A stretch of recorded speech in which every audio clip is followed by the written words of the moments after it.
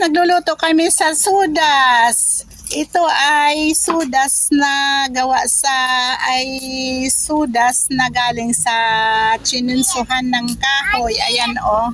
Oh, ang bilis oh, di ba?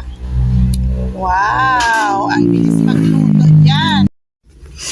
Hello guys, gagawa kami ngayon ng apoy dahil birthday ko ngayon ay marami kaming lulutuin kaya kailangan marami kaming kalan. At ang aking gagawin ngayon na paglutuan ay itong lata ng fruit cocktail. Ginawan ko siya ng atga. Ginawan ko siya ng pintuan dito para sa kahoy. Magluluto tayo gamit ang sodas. Dito sa Cagayan ay sodas ang pangalan nito. Yung chinsuhan, yung pinaglagarian ng nakahoy ay ilalagay natin sa loob at doon tayo magluluto. Una, ilalagay natin itong buti. Pagkatapos, itong kahoy para diyan natin mamaya lalagay ang kahoy niya.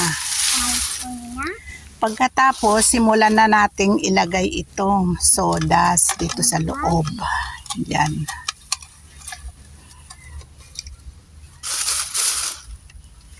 Yan.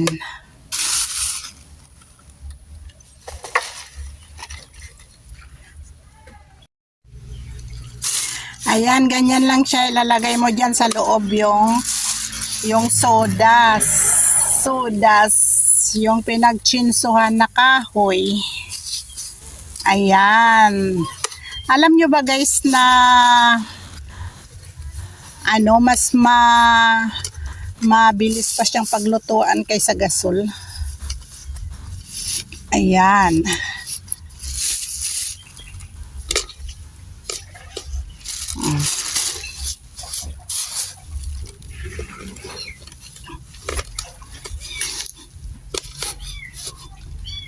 Ayan. Pagkatapos, ganyanin mo sa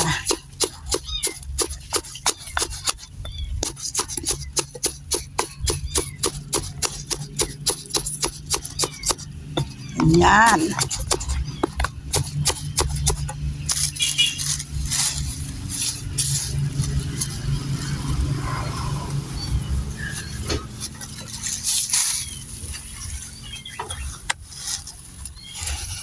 Ganyan, punuin natin siya hanggang sa mapuno. Tapos, sidsidin natin siya para makapit na makapit siya. Para pag inalis natin mamaya yung buti, yung pinagdaanan ng buti ay dyan yan lalabas ang apoy. Ayan. Ganyan lang guys ang paglagay.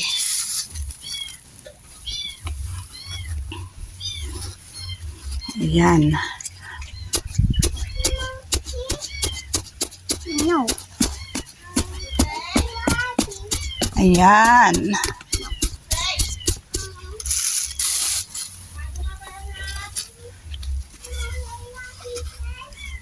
Ayan. Ay, alam nyo ba guys na dito sa Cagayan ay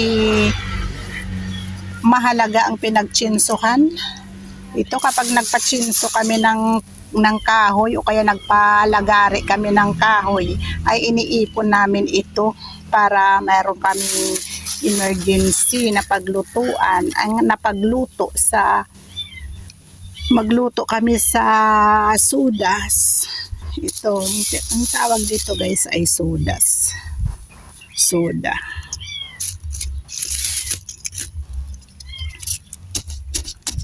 Ayan, tapos bayuhin natin siya para mahigpit ang pagkakakapit.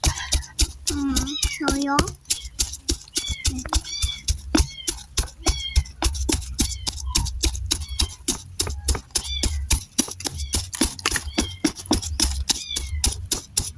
Ayan. Ayan. Malayo ba?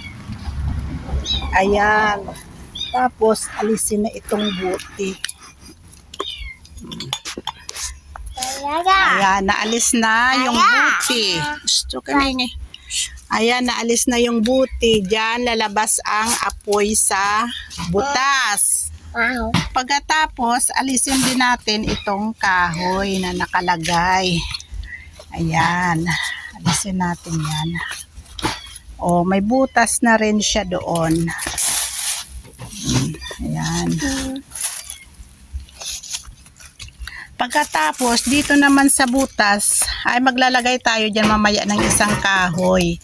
Yan, ganun lang. Isang kahoy lang ang ilalagay natin dyan.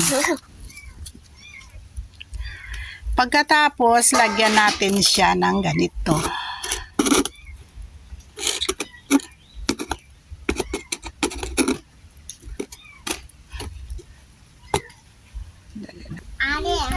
Ayan, lagyan natin siya ng kalan dyan sa ibabaw para may pagpatungan tayo ng kaldero. Pagkatapos, sisindihan na natin siya.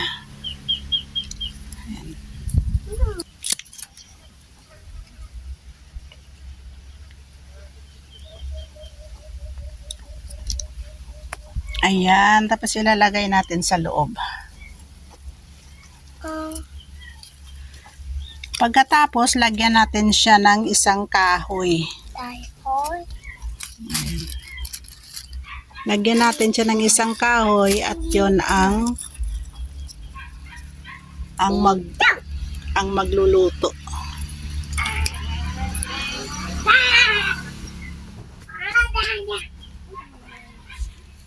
Ayan, hindi pa siya. Baby. Ayan.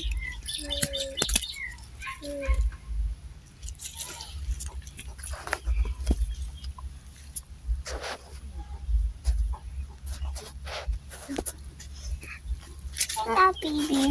Touch. Touch? Ow. Ow. Ow.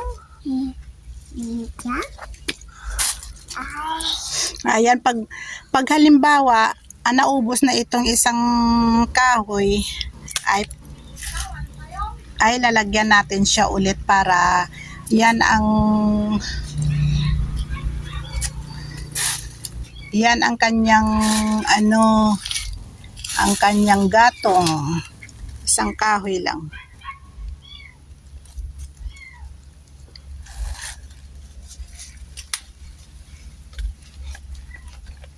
O, ayan na. Ayan, pwede siyang dalawang kahoy na lang ilalagay. Ayan, hanggang sa maluto ang lulutuin. Adi! Adi! Ayan, nilalagay na natin ang ating linuto na sinanglaw. Ayan. Ayan, tingnan nyo guys, kumulo siya agad. Galing yan siya doon sa loob. Linuto namin kanina, kaya lang ginamit namin yung gasol sa ibang lulutuin. Kaya ayan, tingnan nyo guys, kumulo siya agad.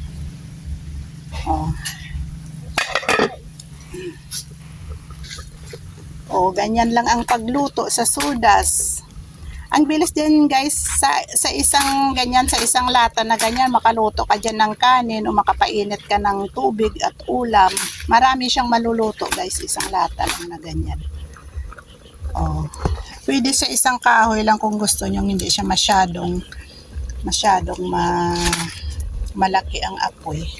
Sige guys, yan lang. Maraming salamat. Thanks for watching.